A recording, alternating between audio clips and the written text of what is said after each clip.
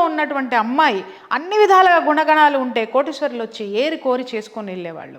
ఎందుకంటే ఆ కుటుంబంలో ధర్మం ఉంది, ఆ కుటుంబం యొక్క గౌరవ మర్యాదలు ఆ పిల్లకి నేర్పారు, ఈ గౌరవ మర్యాదలు వాళ్ళకి కావాలి. ఆ కుటుంబాన్ని, అంత పెద్ద కుటుంబాన్ని సంభాళించాలంటే గౌరవ మర్యాదలు కావాలి, ధర్మంలో ఉండాలి, అందరినీ చూసుకునేటటువంటి ఆ శక్తి ఆ ఉమెన్లో ఉండాలి, ఆ స్త్రీలో ఉండాలి. ఆ స్త్రీ ఎక్కడుందో ఎత్తుక్కొని మరీ చేసుకొని వెళ్ళేవాళ్ళు. ఇవాళ ఏమైంది, ఎంత సంపాదిస్తుంది, ఎన్ని లక్షల ప్యాకేజ్ వస్తుంది, ఏం ప్యాకేజ్లు వస్తున్నాయి, ప్యాకేజ్ పెళ్ళి కూడా ప్యాకేజ్ అయిపోయింది, 3 రోజుల ప్యాకేజ్ అయిపోయింది. నిజంగా అందరూ ఊడ్చుకుని వెళ్ళిపోయిన తర్వాత నువ్వెంత ఖర్చు పెట్టావు, మా నాన్నకి 10 లక్షలు ఎందుకు ఖర్చు పెట్టిచ్చావు ఈమె అడుగుతుంది. మీ నాన్న ₹1,00,00,000 ఇస్తానన్నాడు, ఎందుకు ఇవ్వలేదని వీడు అడుగుతాడు. అదేంటి పెళ్ళి ఇద్దరం కలిసి చేసుకుందాం అనుకున్నాం, షేరింగ్ అనుకున్నాం కదా. పెళ్ళిళ్ళు షేరింగ్ ఏంటమ్మా మీ పిండాకోడు, పెళ్ళిళ్ళు షేరింగ్ ఏంటి, ఉన్న దాంట్లోనే చేసుకోండి. షేరింగుల్లో అంత గొప్పగా ఎవడికో ముక్కు మొహం తెలియనాడికి కోట్లకు పోసి ఒక పూట భోజనానికి నువ్వు కోట్లు ఖర్చు పెట్టి జీవితాంతం నువ్వెందుకు తనుకుంటున్నావు అంటే నీకు ఇక్కడ ఏం కావాలో నువ్వు మర్చిపోయావు. నీ సంసారానికి ఏం కావాలి, ఒక పొదుపు కావాలి, ముందు చూపు కావాలి, భవిష్యత్తు మీద అవగాహన ఉండాలి. ఇవన్నీ ఏ తల్లి ఏ ఆడపిల్లకి నేర్పిస్తుంది, ఏ తండ్రి ఏ మగపిల్లవాడికి నేర్పిస్తున్నాడు చెప్పండి. ఎందుకు నేర్పించడం లేదంటే ధర్మం అనేటటువంటిది వీళ్ళకి ఎవరు చెప్పలేదు, వీళ్ళు నేర్చుకోలేరు, దాంట్లో లేరు. కాబట్టి వీడికి తెలియదు, వీళ్ళ పిల్లలకి, ఆమెకి తెలియదు, ఆమె పిల్లకి చెప్పడం లేదు. ఏం చెప్తున్నారు, అమ్మ నీకు అక్కడ పడకపోతే వచ్చేసి ఉండాల్సిన అవసరం ఏంటి అని అంటుంది. నువ్వు ఉంటావు, ఆ అమ్మాయికి 40 ఏళ్ళు వచ్చేదాకా మీరు ఉంటారు, 40 ఏళ్ల తర్వాత ఆ అమ్మాయి బతికేంటి. అలాగే పిల్లోడికి కూడా నేను చెప్తున్నా, అరే ఇది కాకపోతే ఇంకొకటి దాన్ని ఇచ్చి చేస్తావు, దానికంటే భయంకరమైనది వస్తుంది. ఏం చేస్తావు, దాంతో 2 మొట్టుకాయలు ఎంచుకుంటే దీంతో 4 మొట్టుకాయలు ఎంచుకుంటే ఎక్కడుంది నీకు మనశ్శాంతి. నీ అహాన్ని చూపించడానికి కోసం మాత్రమే, నీ అహం సాటిస్ఫై అవ్వడం కోసం మాత్రమే బ్రతకాలని అనుకొని అహమో చల్లారదు, లోపల ఉన్నటువంటి అంతరాత్మ మనశ్శాంతిగా ఉండనివ్వదు. సో ఒక తప్పు మొత్తం కుటుంబ వ్యవస్థని చిన్నాభిన్నం చేసి ఇదంతా ధర్మాన్ని పాటించకపోవడం వల్లే కదా. ధర్మం అంటే ఇప్పుడు అడగండి మీరు, నా కుటుంబంతో నేను ఎలా ఉండాలి, సమాజంతో నేను ఎలా ఉండాలి, ఇతరులతో ఎలా ఉండాలి, స్నేహితులతో ఎలా ఉండాలి, నేను సంపాదించిన దాంట్లో ఎంత నేను సమాజం కోసం, కొంత మనం సమాజం కోసం ఖర్చు పెట్టాలి. ఎందుకు ఖర్చు పెట్టాలంటే ఈ సమాజం యొక్క అండ ఉంటేనే నువ్వు ముందుకెళ్తావు, ఈ సమాజం యొక్క సహకారం ఉంటేనే రేపొద్దున నువ్వు ఏదైనా సాధించగలుగుతావు. అందుకని సమాజానికి నువ్వు ఖర్చు పెట్టాలి.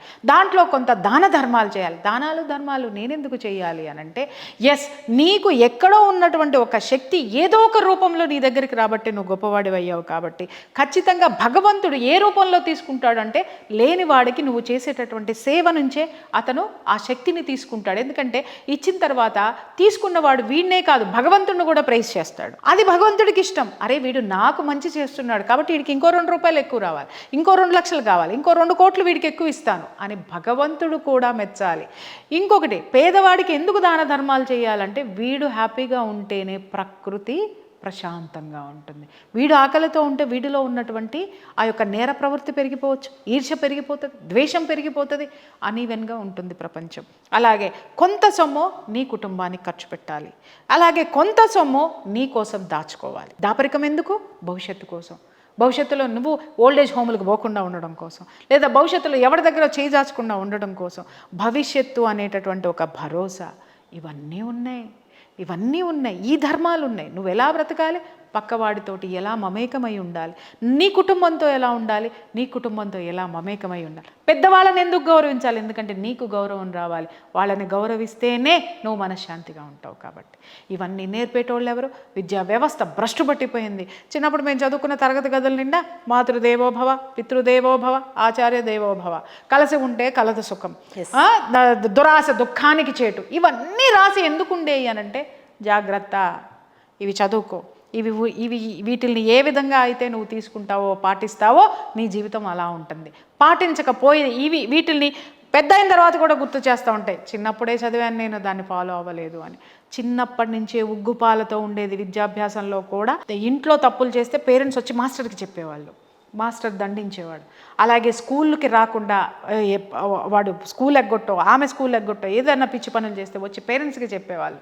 పేరెంట్స్ ఖచ్చితంగా దాన్ని తీసుకుని పిల్లల్ని దారిలో పెట్టేవాళ్ళు. విద్యా వ్యవస్థ ఒకప్పుడు అంత బలంగా ఉంది, ఇవాళ లేదు. ధర్మాన్ని మనం రక్షిస్తే మనని ధర్మం రక్షిస్తుంది. ఎస్. సో ఇక్కడ మీరు చెప్పిన దాంట్లో సమ్మప్ ఇది. అయితే మనం సనాతన ధర్మంలో భాగంగా కొన్ని విషయాల్ని కనుక మనం పరిశీలన చేస్తే విస్తృతంగా దేవాలయ వ్యాప్తి, ఎక్కడ చూసినా దేవాలయాల నిర్మాణం ఎక్కువగా జరుగుతుంది ఈ మధ్య.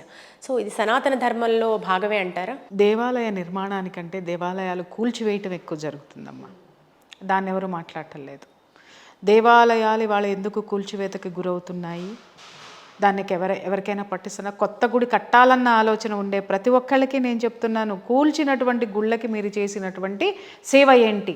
మనం చూసాము ఆంధ్రాలో 360 గుళ్ళు కూల్చబడ్డాయి.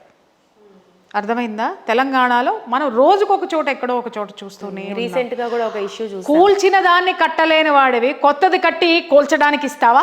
కూల్చిన దాన్ని కట్టే స్థితి లేని నీ సనాతన ధర్మము, నీలో లేనటువంటి సనాతన ధర్మము, నీలో లేనటువంటి భక్తి, కొత్త గుడి ఎందుకు కడుతున్నావు? కూల్చమనా? ఇదే అడుగుతున్నా నేను. ఉన్న వాటిని సంరక్షించుకోండి, ఉన్న వాటిని పరాయి వాళ్ళ బారిన పడకుండా కాపాడుకోండి. అది ఒక్కటే అంత పెద్ద ఇది. ఇప్పుడు మీరన్నారు గుళ్ళను కట్టాలి, రావాలి, మన ధర్మం మనం కాపాడుకోవడానికి కట్టాలి. అలాగే కూల్చిన వాటికి కూడా నీ సమాధానం ఏంటి, నీ సేవ ఏంటి, నీ బాధ్యత ఏంటి, అది కూడా గుర్తించాల్సినటువంటి అవసరం ఉంది. ఎక్కడ చూసినా కూడా చెట్టుకొకరు పుట్టుకొకరు దొంగ బాబాలు పుట్టుకు రావడం. ఉమ్మేసే బాబా ఒకరు అంటారు, ఎంగిల్ నీళ్ళు ఇచ్చే బాబా ఒకరు, తన్నే బాబా ఒకరు. సో విచిత్రంగా ఉంటున్నాయి ఆ బాబాలు ఇచ్చే ఒక పద్ధతి కూడా. సో ఏంటి ఈ దొంగ బాబాల పరిస్థితి? నీ బలహీనత నా బలం, నా పెట్టుబడి. అర్థమైందా తల్లి?